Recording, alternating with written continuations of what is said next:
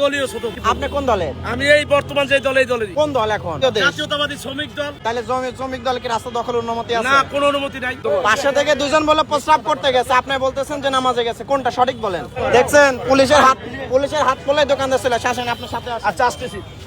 আসেন ওটা হারাবে না। এই খুব কষ্ট করছি ভাই, খুব নির্যাতন হয়েছে। দোকানদার কার এটা? কার এটা দোকান? আমারই ছোট ভাই। আরে বলেন না আমার, এটা বলেন। না, আমার নাম হলে আমি বলতাম আমার ছোট ভাই। আচ্ছা তাহলে আপনি কেমন ছোট ভাই? আমার দলীয় ছোট ভাই। আর কি বলবো? আপনি কোন দলের? আমি এই বর্তমান যে দলেরই কোন দল এখন? এখন তো সকল দল, বহু দলীয় দেশ। জাতীয়তাবাদী শ্রমিক দল।